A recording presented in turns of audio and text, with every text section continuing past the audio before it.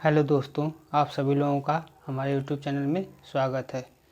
कि जैसा कि जो लोग भी सीटेट का फॉर्म इस बार भरे हैं उन लोगों के लिए यह क्लास बहुत ही महत्वपूर्ण होने वाली है, क्योंकि हम जो पिछले बार जो है यानी कि जो जुलाई में पेपर पूछे गए थे सीटेट में, उन लोगों को उसमें से जो जो भी बहुत ही महत्वपूर्ण प्रश्न हैं उन प्रश्नों को हम छाट कर करवा रहे हैं। अगर आप लोग इन प्रश्नों को जो है तैयार कर लेते हैं तो इस बार आप लोगों का जो है सीटेट जो है आप लोगों का क्लियर हो जाएगा। इसलिए जो लोग भी इस चैनल पर नए हों पहले चैनल को सब्सक्राइब कर लें। आइए देखते हैं। प्रश्न नंबर पहला है। प्रश्न नंबर पहला पूछ रहा है कि कोहलबर्ग के नैतिक विकास सिद्धांत के अनुसार किस स्तर पर जो है बच्चे आत्म केंद्रित होते हैं और किसी भी कार्य को करने में अपना ही लाभ देखते हैं। तो इसके ऑप्शन है कि एक दूसरे स्तर के तीसरे चरण में बच्चे होते हैं। ऑप्शन 2 है कि तीसरे स्तर के पाँचवें चरण में। ऑप्शन 3 है पहले स्तर के पहले चरण में। ऑप्शन 4 है पहले स्तर के दूसरे चरण में। तो इसका जो सही आंसर होगा ऑप्शन नंबर 4। बच्चे जो है आत्म केंद्रित होते हैं वह और अपना जो है पहले लाभ देखते हैं, या बच्चों के पहले स्तर में जो है दूसरा चरण है जिसके अंतर्गत बच्चे अपना ही लाभ देखते हैं। यानी कि इसका जो सही आंसर होगा ऑप्शन नंबर 4। अगला प्रश्न है प्रश्न नंबर 2। प्रश्न नंबर 2 है लॉरेंस कोहलबर्ग के द्वारा दिए गए उत्तर पारंपरिक नैतिकता के कारण नैतिकता के चरण 5 को जो है चिन्हित किया गया है। इसमें जो ऑप्शन है कि मानवता के लाभ के लिए एक सामाजिक अनुबंध का पालन करने के लिए एक स्वतंत्र समझौता। ऑप्शन 2 है कि सामाजिक अनुबंधन से परे भी नैतिकता का जो है मुक्त अन्वेषण। ऑप्शन 3 है नैतिकता को दरकिनारा करने वाले नैतिक नियमों का निर्माण। ऑप्शन 4 है एक अच्छा इंसान लिखने की ज़रूरत। तो इसमें से जो है ऑप्शन नंबर 3 है वह सही होगा। इस प्रश्न का आंसर जो है ऑप्शन नंबर 3 सही होगा कि कोहलबर्ग के जो है उत्तर पारंपरिक नैतिकता के जो 5 चरण हैं उनमें से नैतिकता को जो है दरकिनार करने वाले नैतिक नियमों का निर्माण करना यह सही होगा। अगला प्रश्न देखते हैं। प्रश्न नंबर 3। प्रश्न नंबर 3 है कैरल गिलिगन ने लॉरेंस कोहलबर्ग के नैतिक विकास के सिद्धांत की यह तर्क देकर आलोचना की है कि पुरुषों में डैश की नैतिकता होती है जबकि महिलाओं में डैश की नैतिकता होती है। तो पुरुषों में किसकी नैतिकता होती है? तो वह होती है न्याय की, और महिलाओं में किसकी होती है? तो वह होती है देखभाल की। कोहलबर्ग के जो नैतिक सिद्धांत में जो तर्क दिया गया है उसमें यह आलोचना दी गई है कि पुरुषों में जो है न्याय की आलोचना होती है, न्याय की जो है नैतिकता होती है, जबकि महिलाओं में देखभाल की नैतिकता होती है। यानी कि इस प्रश्न का सही आंसर होगा ऑप्शन नंबर 1 न्याय और देखभाल।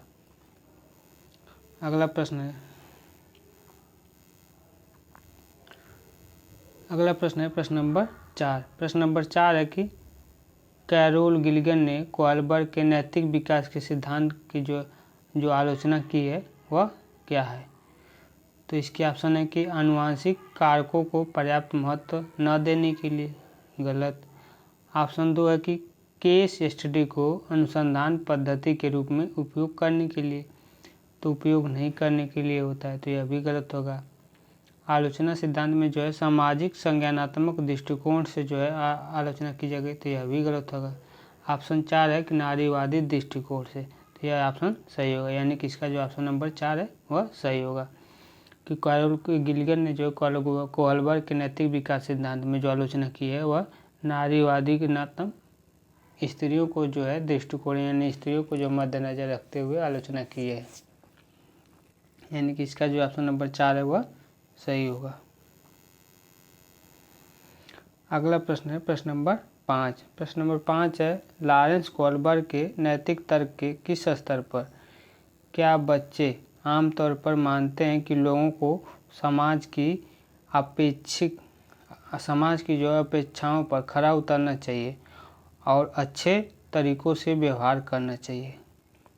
तो वह कौन सा स्तर है? तो वह जो स्तर है वह पारंपरिक स्तर होता है, जिसमें बच्चे जो है आमतौर पर लोगों को समाज की अपेक्षाओं पर जो है खरा उतरते हैं और अच्छे व्यवहार को जो है पालन करते हैं। तो वह कौन सा स्तर होता है? पारंपरिक स्तर होता है, यानी कि ऑप्शन नंबर 1 सही होगा।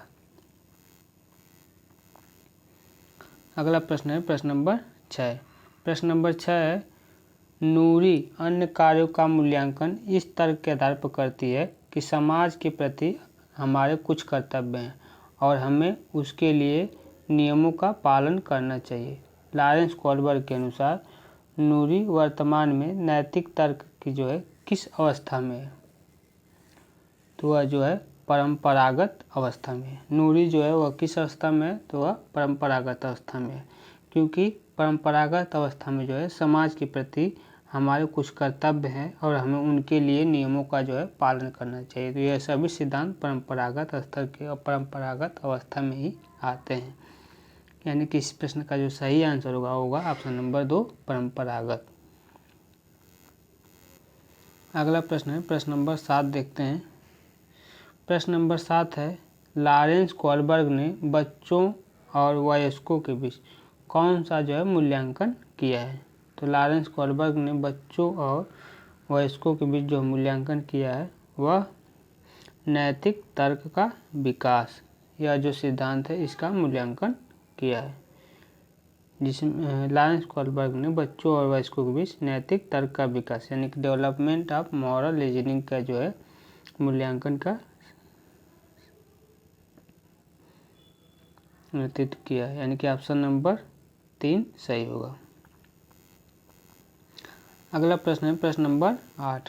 प्रश्न नंबर 8 है, लॉरेंस कोलबर्ग के नैतिक विकास सिद्धांत के जो किस चरण में व्यक्ति यह तर्क देता है कि मानवाधिकार और न्याय सबसे महत्वपूर्ण है, भले ही वे सामाजिक कानूनों के खिलाफ जाएं? तो यह लॉरेंस कोलबर्ग के नैतिक विकास का वो कौन सा चरण है? तो इसके ऑप्शन है आज्ञाकारिता और दंड, तो यह गलत होगा, आज्ञाकारिता दंड नहीं होगा। अच्छा लड़की या अच्छा लड़के, तो यह भी नहीं होगा। सत्ता और सामाजिक व्यवस्था का उन्मुखीकरण बनाए रखना, तो यह भी गलत होगा। सार्वभौमिक नैतिक सिद्धांत और अभिविन्यास, तो यह ऑप्शन सही होगा। तो समाज में जो है भले ही सामाजिक कानून के खिलाफ हो, तो उसमें मानवाधिकार और न्याय का जो सबसे महत्वपूर्ण तर्क है वह सार्वभौमिक नैतिक सिद्धांत अभिविन्यास में ही दिया जाता है, यानी कि इस प्रश्न का जो सही आंसर होगा ऑप्शन नंबर 4। अगला प्रश्न है प्रश्न नंबर 9। प्रश्न नंबर 9 है, लॉरेंस कोलबर्ग ने अपने नैतिक तर्क के सिद्धांत में निम्नलिखित में से कौन सा चरण प्रस्तावित नहीं किया है? तो लॉरेंस कोलबर्ग के नैतिक सिद्धांत में कौन सा चरण प्रस्तावित नहीं किया है? तो वह है अपरंपरागत मंच। अपरंपरागत मंच को जो है लॉरेंस कोलबर्ग ने प्रस्तावित नहीं किया है, तो यानी कि इसका सही आंसर होगा ऑप्शन नंबर 2। अगला प्रश्न है प्रश्न नंबर 10। प्रश्न नंबर 10 है, लॉरेंस कोलबर्ग के अनुसार नैतिक विकास के किस स्तर पर बच्चा जो है अच्छा लड़का या फिर अच्छी लड़की जो है अभिमुखता प्रदर्शित करता है? तो वह कौन सा स्तर है? तो वह है परंपरागत स्तर। परंपरागत स्तर पर जो है बच्चा अच्छा लड़का या फिर अच्छे लड़की की जो है कैटेगरी को जो है यानी कि अभिमुखता को जो है प्रदर्शित करता है, यानी कि इसका जो सही आंसर होगा ऑप्शन नंबर 2 परंपरागत स्तर। अगला प्रश्न है प्रश्न नंबर 11। प्रश्न नंबर 11 है, हेंज की जो है दुविधा पर बच्चों की प्रतिक्रियाओं के आधार पर लॉरेंस कोलबर्ग ने विशिष्ट विकासात्मक चरणों का जो है प्रस्ताव दिया है। तो वह कौन सा विकासात्मक चरण है? तो हेंज की दुविधा पर जो बच्चों की प्रतिक्रियाओं के आधार पर जो तर्क दिया गया है वह है नैतिक विकास का सिद्धांत। हेंज ने जो है नैतिक विकास सिद्धांत पर जो है बच्चों के आधार पर विकासात्मक चरण का जो है प्रस्ताव दिया है, यानी इस प्रश्न का जो सही आंसर होगा ऑप्शन नंबर 1। अगला प्रश्न है प्रश्न नंबर 12। प्रश्न नंबर 12 है, लॉरेंस कोहलबर्ग के सिद्धांत के अनुसार समाज का प्रारंभिक परिक्षेप लेने पर नैतिक चिंतन किस स्तर पर जो है आधारित है। तो लॉरेंस कोहलबर्ग के सिद्धांत के अनुसार समाज का जो पारंपरिक परिक्षेप है वह किस चिंतन पर आधारित है। तो वह परंपरागत चिंतन पर जो है आधारित है। यानी इस प्रश्न का जो सही आंसर होगा ऑप्शन नंबर 2। अगला प्रश्न है प्रश्न नंबर 13। प्रश्न नंबर 13 है, निम्नलिखित में से किसे कोहलबर्ग के सिद्धांत का जो योगदान माना जा सकता है। तो कोहलबर्ग का जो सिद्धांत का जो योगदान माना जा सकता है तो उसके जो ऑप्शन है, ऑप्शन 1 है कि सिद्धांत में विस्तृत परीक्षण प्रतिक्रियाएं है। ऑप्शन 2 है कि यह नैतिक तर्क और कार्यवाही के बीच एक स्पष्ट संबंध स्थापित करता है। ऑप्शन 2 है, ऑप्शन 3 है कि इनकी मान्यता है कि बच्चे नैतिक दार्शनिक होते हैं। यह भी नहीं होगा। ऑप्शन 4 है कि नैतिक सिद्धांत ने संज्ञानात्मक परिपक्वता और नैतिक परिपक्वता के बीच जो है संबंध का समर्थन किया है। तो यही ऑप्शन सही होगा। ऑप्शन नंबर 4 सही होगा कि कोहलबर्ग के सिद्धांत का जो योगदान माना जा सकता है वह उनके सिद्धांत ने संज्ञानात्मक परिपक्वता और नैतिक परिपक्वता के बीच जो है संबंध का समर्थन करते हैं। यानी इस प्रश्न का जो सही आंसर होगा option number D, option number 4 सही होगा।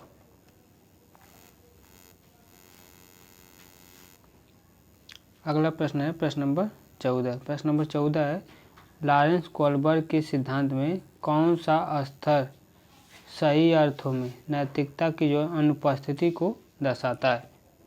तो नैतिकता की जो अनुपस्थिति को दर्शाता है वह कौन सा स्तर है। तो वह है स्तर फर्स्ट। स्तर फर्स्ट जो है नैतिकता की जो है अनुपस्थिति को दर्शाता है। यानी इस प्रश्न का सही आंसर होगा ऑप्शन नंबर 2। अगला प्रश्न है प्रश्न नंबर 15। प्रश्न नंबर 15 है, कोहलबर्ग के अनुसार एक शिक्षक बच्चों में नैतिक मूल्यों को स्थापित कर सकता है। तो एक शिक्षक जो है बच्चों में नैतिक मूल्यों को स्थापित कर सकता है। तो कौन सा जो है कोहलबर्ग का कौन सा सिद्धांत है। तो इसमें ऑप्शन 1 है कि धार्मिक शिक्षाओं को महत्व देना। तो नहीं। व्यवहार के स्पष्ट नियम बताना। तो नियम नहीं। उनके नैतिक मुद्दों पर चर्चा में शामिल करना। तो जहाँ पर चर्चा आ जाती है कि चर्चा हो गई या फिर उनके वो कौन से मुद्दे उठा सकते हैं उनमें शामिल हो सकते हैं, तो वो वाला ऑप्शन सही होता है। ऑप्शन 4 है कि कैसे व्यवहार करना है पर सख्त निर्देश देना। यहाँ पर सख्त वाली चीज़ आ गई तो सख्त वाली चीज़ जिस भी ऑप्शन में आ जाए वह गलत होता है। यानी कि इस प्रश्न का जो ऑप्शन नंबर 3 है वह सही होगा। अगला प्रश्न है प्रश्न नंबर 16। प्रश्न नंबर 16 है, कोहलबर्ग के सिद्धांत की जो प्रमुख आलोचना है वह क्या है। कोहलबर्ग की प्रमुख आलोचना कौन सी है। तो इसमें ऑप्शन नंबर 1 है, कोहलबर्ग ने बिना किसी अनुभवजन्य आधार पर एक सिद्धांत प्रस्तावित किया है। तो यह इनकी आलोचना नहीं है। ऑप्शन 2 है कि कोहलबर्ग ने प्रस्तावित किया है कि नैतिक तर्क ही विकास है। तो यह भी इनकी आलोचना नहीं है। ऑप्शन 3 है कि कोहलबर्ग ने पुरुष और महिलाओं के नैतिक तर्क में सांस्कृतिक स्तर को नहीं बताया है। तो यह सही है। कोहलबर्ग की जो है आलोचना इसी में है कि वह पुरुषों और महिलाओं में जो है सांस्कृतिक स्तर को जो है नहीं बताया है, ये इनकी आलोचना है। ऑप्शन 4 है कि कोहलबर्ग ने नैतिक विकास के स्पष्ट विचार नहीं बताए, तो यह भी गलत होगा। इनकी इस प्रश्न का जो ऑप्शन नंबर 3 है वह सही होगा। अगला प्रश्न है प्रश्न नंबर 17। प्रश्न नंबर 17 है, लॉरेंस कोहलबर्ग के नैतिक तर्क के सिद्धांत की कई बिंदुओं पर आलोचना की गई है। इस आलोचना के संदर्भ में निम्नलिखित में से कौन सा कथन सही है। तो लॉरेंस कोहलबर्ग के जो नैतिक तर्क है उसके सिद्धांत पर कई सारी आलोचनाएं की गई हैं। तो कौन सी आलोचना जो है सही है। तो इसमें पॉइंट 1 है कि कोहलबर्ग ने प्रत्येक चरण या फिर नैतिक तर्क पर विशिष्ट प्रतिक्रियाएं नहीं दी हैं। तो यह जो है तर्क गलत है क्योंकि उन्होंने दी हैं। ऑप्शन 2 है कि कोलबर्ग ने अपने सैद्धांतिक ढांचे पर पहुंचने के लिए पियाजे के तरीकों की जो है नकल की है। तो यह भी पॉइंट गलत होगा क्योंकि उन्होंने की है। ऑप्शन 3 है कि कोलबर्ग का जो सिद्धांत है बच्चों की प्रतिक्रियाओं पर ध्यान केंद्रित नहीं करता है। तो वह बच्चों की प्रतिक्रियाओं पर ध्यान केंद्रित करता है। तो यह भी गलत होगा। ऑप्शन नंबर 4 है कि कोलबर्ग ने अपना अध्ययन मुख्य रूप से पुरुष नमूने पर आधारित किया है। तो यह सही है क्योंकि उन्होंने पुरुष पर ही आधारित किए, पुरुष पर नहीं बल्कि पुरुष और महिलाओं दोनों पर आधारित किया है। तो यह उनका कथन सही है क्योंकि उन्होंने पुरुष पर केवल किया है, महिलाओं पर नहीं किया। तो यही उनकी आलोचना है। यानी कि इस प्रश्न का जो सही आंसर होगा ऑप्शन नंबर 4। अगला प्रश्न है प्रश्न नंबर 18। प्रश्न नंबर 18 है लॉरेंस कोलबर्ग के सिद्धांत की जो है प्रमुख आलोचनाओं में से एक आलोचना क्या है। तो लॉरेंस कोलबर्ग की जो प्रमुख आलोचना है उनमें से कौन सी है। तो इसके ऑप्शन है कि उनका सिद्धांत स्त्री परिप्रेक्ष्य को कमज़ोर करता है। तो यही वाला सही होगा क्योंकि उन्होंने जो है स्त्री परिप्रेक्ष्य को जो है कम सिद्धांत दिया है। ऑप्शन 2 देख लेते हैं कि उन्होंने पियाजे के नैतिक विकास सिद्धांत का उल्लेख नहीं किया है। गलत, उन्होंने सही नहीं किया है, गलत उन्होंने किया है। ये सभी गलत है। ऑप्शन नंबर 1 सही है क्योंकि उन्होंने स्त्री परिप्रेक्ष्य को जो है कमज़ोर बताया है। अगला प्रश्न है प्रश्न नंबर 19। प्रश्न नंबर 19 में है कि कोलबर्ग के अनुसार नैतिक विकास के पूर्व पारंपरिक स्तर की जो विशेषता है वह क्या कहलाती है। तो पूर्व पारंपरिक स्तर की जो विशेषता क्या कहलाती है। तो इसमें है कि इस बात पर ध्यान दें कि सांस्कृतिक कार्य और लिंग नैतिक विकास को कैसे प्रभावित करता है। तो यह पूर्व पारंपरिक स्तर की विशेषता नहीं है। अच्छा या बुरा नियमों को मानने या न मानने के परिणामों से निर्धारित होता है। तो ऑप्शन नंबर 2 सही होगा। पूर्व पारंपरिक स्तर में जो है अच्छा या फिर बुरा नियमों को मानने या फिर न मानने के परिणामों से जो है निर्धारित होता है। यानी इस प्रश्न का सही आंसर होगा ऑप्शन नंबर 2। अगला प्रश्न है प्रश्न नंबर 20। प्रश्न नंबर 20 है कोलबर्ग के नैतिक सिद्धांत के अनुसार किस स्तर पर नैतिक समझ संज्ञा इनाम व प्राधिकारियों की जो है शक्ति पर आधारित होती है। तो वह कौन सी अवस्था होती है। तो वह होती है पूर्व पारंपरिक स्तर। पूर्व पारंपरिक स्तर में जो है सजा इनाम व प्राधिकारियों की जो शक्ति पर आधारित होती है कोलबर्ग की जो नैतिक सिद्धांत है। तो यानी इस प्रश्न का सही आंसर होगा ऑप्शन नंबर 2।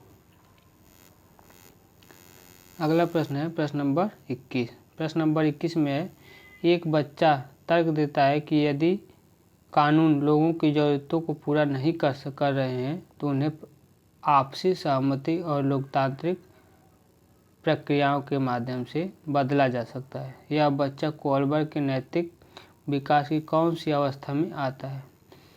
तो बच्चा अगर कानून और लोगों की ज़रूरतों को पूरा नहीं कर सकते इन पर अगर वह परिचर्चा कर रहा है तो वह बच्चा उत्तर पारंपरिक नैतिकता के जो है स्तर पर आ चुका है। तो बच्चे की कौन सी अवस्था होगी। तो वह उत्तर पारंपरिक नैतिकता की जो है अवस्था होगी। यानी इस प्रश्न का सही आंसर होगा ऑप्शन नंबर 1। अगला प्रश्न है प्रश्न नंबर 22। प्रश्न नंबर 22 है लॉरेंस कोलबर्ग के अनुसार किस स्तर पर व्यक्तिगत अवस्थाओं की संतुष्टि नैतिक चयन को निर्धारित करती है। तो व्यक्तिगत अवस्थाओं की जो संतुष्टि है वह नैतिक चयन को किसको प्रभावित करती है। तो विनिमय उद्देश्य अभिविन्यास। यानी इस प्रश्न का सही आंसर होगा ऑप्शन नंबर 1 विनिमय उद्देश्य अभिविन्यास। इसमें सजा व आज्ञा पालन नहीं होगा, सार्वभौमिक नैतिक सिद्धांत नहीं होगा, अच्छा लड़का लड़की नहीं होगा।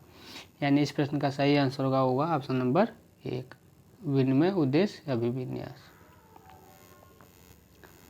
अगला प्रश्न है प्रश्न नंबर 23। प्रश्न नंबर 23 है अमर्जित नियमों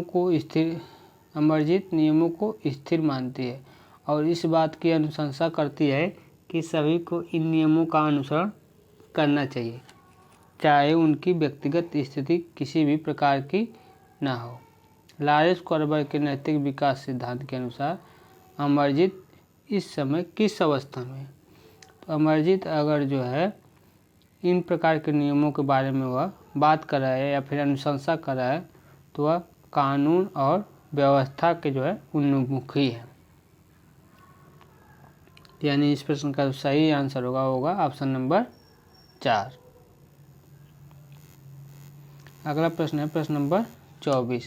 प्रश्न नंबर 24 है, नूरी इस तर्क पर कि हमारे समाज के प्रति कुछ दायित्व है और उस दायित्व के लिए हमें नियमों का पालन करना चाहिए के जो आधार पर अपनी क्रियाओं का निर्णय लेती है। लॉरेंस कोहलबर्ग के अनुसार नूरी जो है इस समग्र नैतिक जो के किस अवस्था पर आ गई है। चूँकि नूरी हमारे समाज के दायित्व के बारे में जो है बात कर रही है और निर्णय भी खुद ले रही है, तो वह किस अवस्था पर, तो वह अभी सामयिक अवस्था में आ चुकी है। तो इस प्रश्न का जो सही आंसर होगा ऑप्शन नंबर 2 अभी सामयिक। अगला प्रश्न है प्रश्न नंबर 25। प्रश्न नंबर 25 में पूछा गया है कि दावा ये है, असेसमेंट दिया गया है कि लॉरेंस कोहलबर्ग के नैतिक विकास सिद्धांत में बच्चे कार्यों के परिणामों को समझने से यह निर्धारित करने के लिए आगे बढ़ते हैं कि वे अच्छे हैं या फिर बुरे हैं, यह समझने के लिए कि नियम और कानून लचीले हैं और बदले जा सकते हैं। इसमें कारण भी दिया गया है कि लॉरेंस कोहलबर्ग का जो तर्क है कि नैतिक विकास क्रमिक चरणों में होता है। तो इसमें से कथन और कारण में कौन सा सही है? तो इसमें जो कथन ए है वह भी सही है और कारण भी सही है, तो यानी कि दोनों सही हैं और उसकी सही व्याख्या करता है, यानी कि ऑप्शन नंबर 3 सही होगा। ए और आर दोनों सत्य हैं और आर इसकी सही व्याख्या करता है। अगला प्रश्न है प्रश्न नंबर 26। प्रश्न नंबर 26 है, कोहलबर्ग के अनुसार बच्चे सही और गलत के बारे में सोचते हैं, तो वह कौन सा चरण में होता है? तो वह अलग अलग चरणों में होता है। तो इस प्रश्न का जो सही आंसर होगा अलग अलग चरणों में। बच्चे सही और गलत के बारे में जब सोचते हैं तो वह अलग अलग चरणों में होते हैं। अगला प्रश्न है प्रश्न नंबर 27। प्रश्न नंबर 27 है, लॉरेंस कोहलबर्ग के नैतिक तर्क के सिद्धांत की कई बिंदुओं पर आलोचना की गई है। इस आलोचना के संदर्भ में निम्नलिखित में से कौन सा जो कथन सही है? तो लॉरेंस कोहलबर्ग के जो नैतिक सिद्धांत में जो आलोचना की गई है, तो उसमें पॉइंट 1 है कि कोहलबर्ग ने मुख्य रूप से एक पुरुष नमूने पर अपना अध्ययन आधारित किया है, जबकि महिलाओं पर नहीं किया गया। तो इसमें ऑप्शन नंबर 1 ही सही होगा, क्योंकि उन्होंने केवल पुरुष पर ही ध्यान दिया। तो इस प्रश्न का सही आंसर ऑप्शन नंबर 1 होगा। अगला प्रश्न है प्रश्न नंबर 28। प्रश्न नंबर 28 है, कोहलबर्ग के अनुसार सही और गलत के सवालों के बारे में निर्णय में जो है शामिल विचार प्रक्रिया को जो है क्या कहा जाता है? तो कोहलबर्ग के अनुसार सही और गलत के बारे में जो निर्णय में शामिल विचार है उनको नैतिक तर्क शक्ति कहा जाता है। यानी इस प्रश्न का जो सही आंसर होगा ऑप्शन नंबर 1 नैतिक तर्क शक्ति। अगला प्रश्न है प्रश्न नंबर 29। प्रश्न नंबर 29 है, एक शिक्षक अपनी कक्षा से कहता है, जैसा कि अलग अलग असाइनमेंट को अलग अलग छात्रों को अधिक प्रभावी ढंग से सीखने में मदद करने के लिए डिजाइन किया गया है, सभी छात्रों को बिना किसी सहायता के असाइनमेंट पूरा करना चाहिए। वह कोहलबर्ग के नैतिक विकास के निम्नलिखित चरणों में से किसका उल्लेख कर रही है? तो सीधा वह पारंपरिक चरण 4 कानून और व्यवस्था का जो है अनुसरण करे। यानी इस प्रश्न का सही आंसर होगा ऑप्शन नंबर 1। अगला प्रश्न है प्रश्न नंबर 30। प्रश्न नंबर 30 है कि कर्नैल सिंह कानूनी प्रक्रियाओं और खर्चों के बावजूद आयकर का भुगतान नहीं करते हैं। वह सोचता है कि वह एक भ्रष्ट सरकार का समर्थन नहीं कर सकता, जो कि अनावश्यक बाधों के निर्माण में लाखों रुपए खर्च करती है। वह शायद कोहलबर्ग के नैतिक विकास के चरण के रूप में किस राज्य में शामिल है? तो वह कौन सी अवस्था में है? तो वह सीधा इस प्रश्न का जो सही आंसर होगा उत्तर परंपरागत अवस्था में शामिल है, जिसके कारण वह इतनी समझ आ गई कि सरकार में जो है भ्रष्ट सरकार को जो है समर्थन नहीं कर सकते। तो इसका जो सही आंसर होगा उत्तर परंपरागत स्तर। तो आज का जो है यह सेशन यहीं समाप्त होता है। आई होप आप सभी लोगों को हमारा क्लास पसंद आया होगा। पसंद आया हो तो लाइक करें, सब्सक्राइब करें। और जो लोग भी इस बार सीटेट का फॉर्म भरे हैं वो लोग अगर पूरा क्लास देख लेते हैं तो कंफर्म है कि जो 30 नंबर की जो CDP आती है उसमें से 25 प्लस आपका आ जाएगा, क्योंकि हम जो प्रश्नों को बता रहे हैं वह बहुत ही महत्वपूर्ण छाटे हुए प्रश्न हैं। हम खुद 2 बार सीटेट क्वालिफाई हैं, इसलिए आप लोग इस क्लास को जो है बहुत ही ध्यान से देखा करिए। चलते हैं, आज की आगे क्लास जो है कल होगी। जय हिंद, जय भारत।